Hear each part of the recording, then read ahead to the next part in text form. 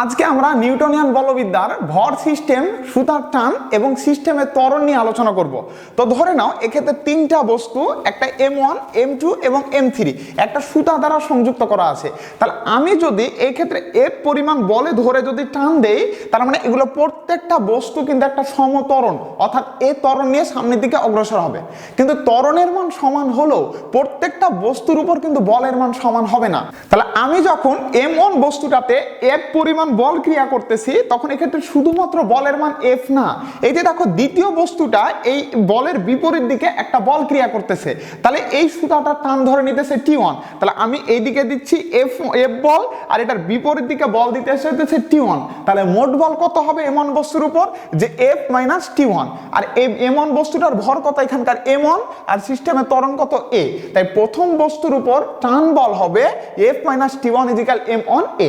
এখন আমি যদি দ্বিতীয় বস্তুটা আলোচনা করি, তাহলে এখন কিন্তু আর আমি F বলে টান দিচ্ছি না, এটা টান দিতেছে কে? এই সুতাটা। তাহলে এখানকার সুতাটার টান বল ছিল কত? T1। তাহলে এখন দেখো এই টান বলের বিপরীতে M3 আবার একটা বল ক্রিয়া করতেছে। তাহলে এইদিকে সুতার টান T1, কিন্তু এইদিকে টান দিতেছে কত? T2।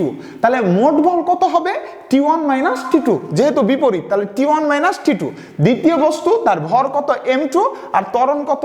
A। ত্বরণের মান যেহেতু সমান, তাহলে দ্বিতীয় বস্তুটার উপর মোট বল হবে এখানকার এইদিকে T1 মাইনাস এদিকে কত? T2। তাহলে T1 minus T2 is equal M2 A।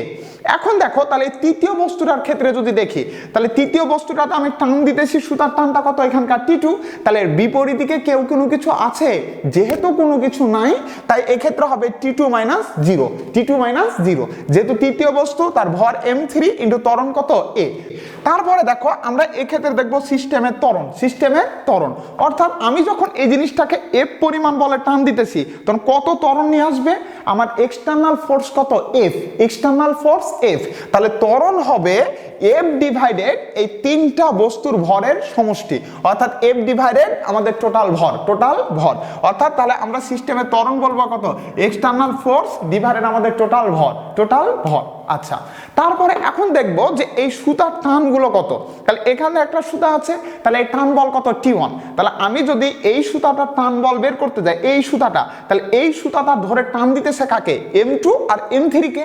আমাদের কিন্তু প্রথমটাকে ধরে টান দিতেছে না, এই সুতা টান দিতেছে এখানকার কত? আমাদের M2 আর M3। তাই আমাদের এটা টান বল কত হবে? M2 plus M3 into A। M2 plus M3 into A। আমি যদি এই সুতাটা ধরে যদি টান দিই, তাহলে এই সুতাটা টান দিতেছে কাকে? শুধুমাত্র M3 কে। তাই আমাদের দ্বিতীয় সুতার জন্য হবে কত? আমাদের M3A। M3A। আমি একটা মজা করে কি বলি, ওই যে একটা মিনস আছে যে পিছে তো দেখো, দেখি না? তাহলে ওইটার মতো যে আমি যেহেতু এখানে টান দিতেছি, তাহলে এটার পিছনের দিকে ভর কে? M2 plus M3A। আমি যদি এইখানে ধরে টান দিই, তাহলে এটার পিছনের দিকে ভর কত? আমাদের শুধুমাত্র M3। তাই এটার জন্য হবে M3A। তাহলে এরকম মজায় পদার্থবিজ্ঞান শিখতে আকাশ ফিজিক্স একাডেমির ইউটিউব চ্যানেল এবং আকাশ ফিজিক্স একাডেমির ফেসবুক পেজের সঙ্গেই থাকুন।